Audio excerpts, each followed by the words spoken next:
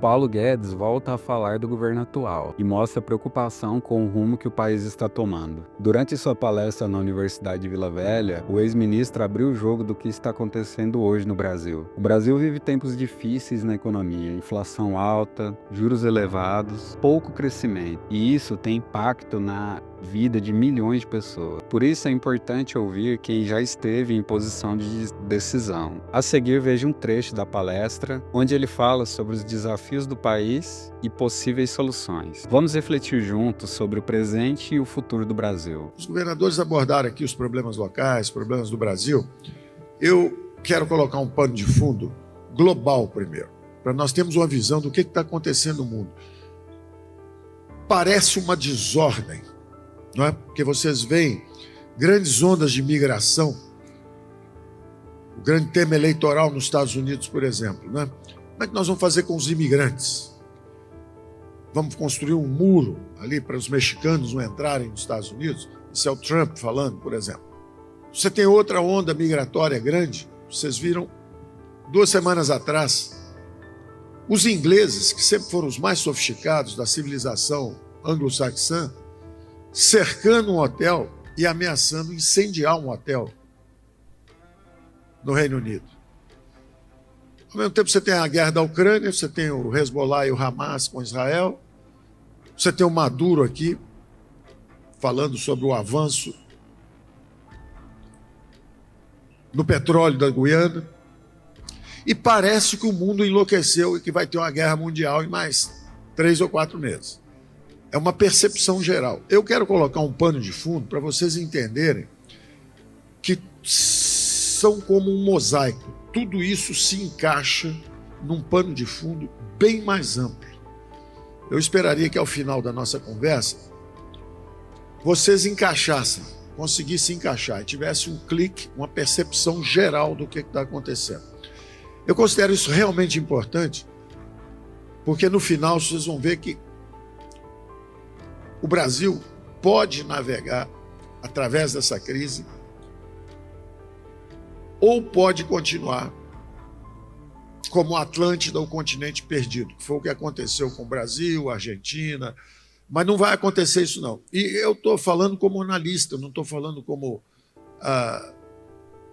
um ministro, eu não estou falando como um eleitor, eu estou falando como um analista. No Brasil se diz, não, a esquerda ganhou na França. Não. Quem sabe somar, sabe que eram 80 congressistas e depois da eleição tinha 140. É quase 50% de aumento. Então a direita avançou. Ah, mas não avançou tanto quanto avançou no Parlamento Europeu. Claro, porque o francês, quando vota num representante no Parlamento Europeu, ele vota na direita. Ele vota em alguém que vai defender a França lá, os conservadores, contra os imigrantes, etc. Só que quando ele vota dentro da França, ele gosta de se aposentar aos 18 anos, ele quer o 18º salário, ele quer as coisas que o Estado da Previdência Social pode fornecer. Mas a verdade é que a direita está subindo no mundo inteiro, é uma reação conservadora. Nós temos que focar nos problemas. Os problemas, por exemplo, foram analisados aqui quando um Caiado fala o seguinte, ó, a segurança, qual é o maior bem que um ser humano tem? A própria vida. Está todo mundo seguro quanto à vida no Brasil? Quantos são os assassinatos por ano? Por que o Bukele ganhou em El Salvador?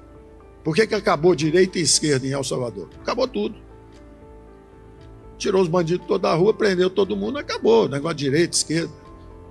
Quem está em crise não é a economia de mercado, não é o capitalismo. Quem está em crise é a democracia ocidental. É importante entender isso. A classe política tem que entender isso. O que o Trump diz? Vou tirar os imigrantes ilegais. Então, eu quero que vocês entendam esse fenômeno. E é relativamente simples de entender. Nós estamos no episódio final de um longo ciclo de crescimento que começou no pós-guerra. E eu vou chamar, por falta de um nome mais complexo, até por simplicidade, eu vou chamar da paz americana. Pax Americana. Foi simplesmente o seguinte, pela primeira vez na história da humanidade, teve uma guerra mundial, quando acabou, em vez de ser uma guerra de espólio, em vez de condenar reparações, porque tinha dado errado. Na Primeira Guerra Mundial, quando acabou, botaram as reparações sobre os alemães, eles preferiram fazer uma segunda guerra do que ter que pagar as reparações. Quem disse isso, inclusive, foi um economista famoso, foi o Keynes, que previu uma continuação dos problemas globais, exatamente porque não houve essa percepção. E vocês vão ver que guerra da Ucrânia, Hamas, Hezbollah, são episódios dentro dessa grande configuração. Então vamos ver essa grande configuração. É relativamente simples de entender. Acabou a Segunda Guerra Mundial, os americanos lançam o Plano Marshall e reconstroem os aliados. França, Inglaterra são reconstruídos rapidamente com 100 bilhões de dólares ao longo de 10 anos. Quem é o maior inimigo dos americanos naquela época? A Alemanha, não é? Foi derrotada a Alemanha de Hitler. 10 anos depois, 15 anos depois, e quem fez isso foram os liberal-democratas. O caminho da prosperidade, que é uma expressão que eu gosto de usar, um grande liberal alemão, Ludwig Erhard, ele liberalizou. Nós falamos em lei de liberdade econômica, em abertura de economia, em facilitar investimentos internacionais. Isso foi o que o Erhard fez com a Alemanha imediatamente no pós-guerra. E a Alemanha, de país destruído, aniquilado, virou a segunda maior potência econômica do mundo, rapidamente. Logo depois, eles reconstruíram o Japão. Também foram os liberal-democratas. O Japão virou a terceira economia mais forte do mundo, 15, 17, 18 anos depois. Ou seja, foi uma história de inclusão econômica no capitalismo global. Foi a globalização.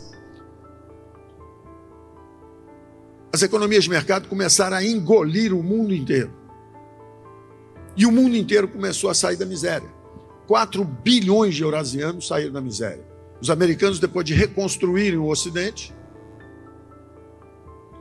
estendem a mão para a China, tornam a China nação mais favorecida. E ela começa a penetrar nos mercados americanos primeiro. 700 milhões de chineses saem do interior da China, onde eles acordavam, caminhavam no campo de arroz com o pé úmido, comiam arroz e iam dormir de novo, no escuro. 700 milhões de chineses saem do interior da China, vão para a costa, as zonas de exportação. O Espírito Santo tem agora 2 aqui. O lugar certo para fazer é na costa, não é na selva. Está longe da mão de obra, está longe de tudo. Na selva você tem que fazer o contrário. Na selva você tem que fazer a capital da bioeconomia. Não é a industrialização. Nós não vamos sujar o Amazonas como sujamos de poluição o Brasil inteiro. Aliás, eu não posso dizer isso. O Brasil é um dos menores poluidores do mundo. 1,7% do fluxo anual de poluição. A China, 30%. Os americanos, 26%. Os europeus, 25%. E o Brasil, 1,7%, sendo atacado no mundo inteiro como grande poluidor. Por quê? Por desinformação nossa mesmo. Nós, brasileiros, indo lá fora falar mal do Brasil. Então, os chineses descem e se integram. 1,5 bilhão de chineses saindo da miséria. 1,5 bilhão de indianos, que também eram países de orientação socialista, saindo da miséria. República Tcheca, Polônia, Hungria, todo mundo saindo da miséria, todo mundo subindo. E o Ocidente, sob tensão crescente dessa competição. Enquanto isso, eu não vou falar no início de Brasil, Argentina, eu vou falar no final do nosso futuro. Por enquanto eu vou dizer só que se tornou um continente perdido. Vocês ouviram falar da Atlântida, né? Aquele continente que afundou e nunca mais foi visto. Isso era a América do Sul nos últimos 30, 40, 50, 60 anos. Se você pegar qualquer livro de introdução à macroeconomia, pega lá Gregory Menkel, Introdução à Macroeconomia. Pega a edição do ano 2000. Os últimos 100 anos, quais os países que mais cresceram no mundo? Em primeiro lugar, Brasil. De 1900 até 2000, a maior economia do mundo. Maior colônia de imigrantes japoneses, segunda maior colônia de imigrantes italianos, terceira maior colônia de imigrantes alemães, mais libaneses no Brasil que no Líbano. Se a gente invadir o Líbano, a gente dobra a população. O Brasil trazia gente do mundo inteiro, crescia 7,3%, 7,2%, 7%. Recessão era 3,5% de crescimento. E todo imigrante que chegava, o Espírito Santo sabe disso, Florianópolis sabe disso, Rio Grande do Sul sabe disso, todo imigrante que chegava já montava uma pequena indústria têxtil, já montava uma fábrica de café, já fazia sua fazenda, sua pequena propriedade. Então, o Brasil, quando não tinha Ministério de Planejamento, crescia muito mais do que todo mundo que tinha planejamento. Depois criou o Ministério de Planejamento, começou a ter hiperinflação, moratória externa, crescimento baixo, corrupção, estagnação econômica. Tem algo errado no modelo econômico brasileiro. E não é no Brasil. Brasil, Argentina, Bolívia, Equador, Venezuela, Atlântida, o continente perdido, afundando há 100 anos. A Argentina teve o primeiro metrô das Américas, antes dos Estados Unidos, antes de Nova York. A renda per capita da Argentina está caindo há 100 anos. O último é o socialismo bolivariano do século XXI, que conseguiu tornar o país miserável também em 25 anos. O penúltimo foi a Argentina, que botou 40% da população na miséria. Também com os mesmos males, hiperinflação, estagnação, corrupção na política. Quer dizer, há um defeito fundamental na Atlântida, o continente perdido. Enquanto isso, o outro lado do mundo fez exatamente o contrário. Todos esses países cresciam menos que o Brasil. As populações fugiam para o Brasil quando tinha guerra, quando tinha crise econômica. E o que acontece hoje é o contrário. Agora, o que tiveram em comum? O Japão entrar numa piscina global? Ok, pequenininho. O Japão, cada vez que nasce um japonês, o outro cai dentro d'água. O país é pequenininho, população pequena. Então, tudo bem. Pode trazer o Japão para o mercado global. Tá, piscininha de criança, vem um japonesinho, entra, está tudo certo. Aí a Coreia vê, gosta, quer entrar na piscina também. Pode vir, entra mais um. Aí vem o mamute, que é a China, 1,5 bilhão, quer entrar na piscina. Aí o americano começa a falar, tá começando a prejudicar o negócio do lado de cá do mundo. Então, os economistas chamam do teorema do Stolper-Samuelson. A equalização, o teorema de equalização dos preços dos fatores de produção. A história do mundo nos últimos 80, 90 anos é de um sucesso extraordinário. Quem estiver olhando de outro planeta, nunca tanta gente saiu da miséria. Só que isso pressionou o lado de cá do mundo. Quer dizer, 1,5 bilhão de chineses entraram na piscina dos mercados globais. Então, esse papo de que o socialismo como doutrina econômica, fome, miséria, caminho da pobreza. Esse é o fato econômico. O resto é papo. As economias de mercado tiraram o mundo da miséria. E estão fazendo isso há milênios. Primeiro era os fenícios, volta mais. Primeiro era os sumérios. Se você pegar o Código de Hammurabi, tem lá dados básicos de propriedade privada. Ovelhas, cabritos, camelos, quem tem tanto. Se você pegar os libaneses, hoje, na época eram os fenícios, rodava aquele Oriente Médio todo, rodava aquele Mediterrâneo todo lá. Foi a primeira grande globalização. É uma história de inclusão, é um algoritmo de cooperação humana. É incontornável, é irreversível. Da mesma forma que nós aprendemos a nos comunicar, caiu um raio um dia, alguém fez assim, e todo mundo começou a chamar aquilo de raio, e virou uma linguagem. Um dia um sujeito ofereceu uma pele de cabrito para o outro disse que não, pediu 2, e aí eles fizeram a primeira troca voluntária. Isso está acontecendo há milênios. O primeiro banco foi na Babilônia. Todos esses impérios subiram e desceram em cima de comércio. Todos. Atenas era cosmopolita. Perdeu a guerra para Esparta, que era militarista. O mundo retrocedeu. Então, a história da humanidade é uma história de progresso, ascensão, queda. O Império Romano, direito constitucional inglês. Nós fomos evoluindo para 2 grandes algoritmos, democracia e mercado, democracia e mercado. E aí você entende o que acontece agora, o que está acontecendo. Depois desse longo ciclo de globalização, que foi a reconstrução do mundo no pós-guerra, e praticamente engoliu o mundo inteiro nessa grande engrenagem, você hoje traz um tênis Nike do Vietnã, trazia, porque isso vai acabar. Vai ter uma grande reconfiguração das cadeias produtivas. Esse ciclo acabou. O mundo está entrando numa outra fase super complexa. Houve uma festa, um baile funk, foi até 2, 3 da manhã. O mundo inteiro participou dessa festa por 60, 70, 80 anos. E o Brasil estava na clínica de recuperação, junto com os hermanos argentinos, venezuelanos, está todo mundo na clínica de recuperação. Quando nós voltamos da clínica de recuperação, que é agora, são 4 horas da manhã, está todo mundo bêbado, começou um tiroteio no baile funk, a polícia chegou e está prendendo todo mundo. Essa é a situação atual do mundo.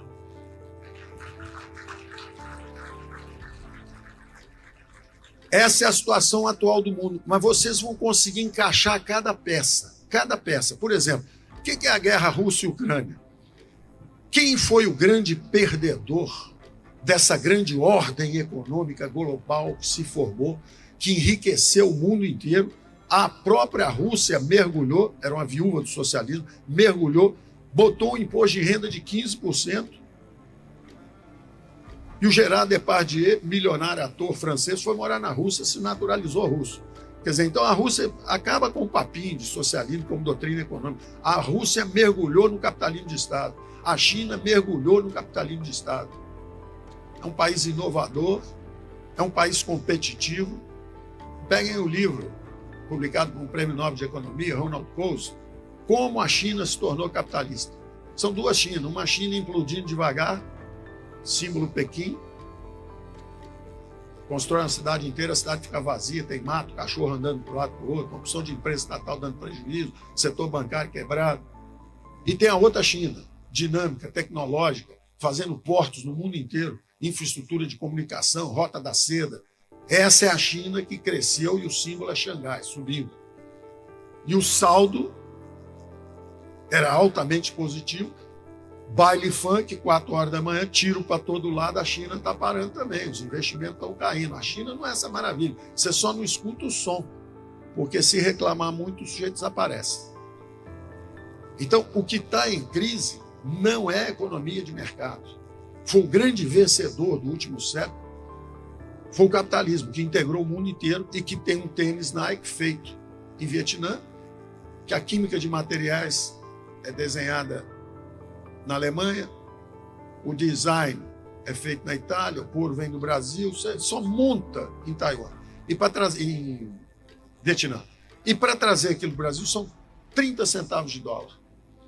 R$ 1,50. Vocês já viram aquelas grandes transportadoras com aqueles super containers, parecem prédios de 15 andares, aquilo vem andando devagarzinho e aquilo traz por um custo pequenininho qualquer produto. Pois bem, esse mundo acabou. Esse mundo acabou. E você, o que acha? O futuro do Brasil está mesmo com sérios riscos econômicos? O atual governo está criando uma nova Venezuela às custas de nossos tesouros e riquezas? Deixe sua opinião e até o próximo vídeo.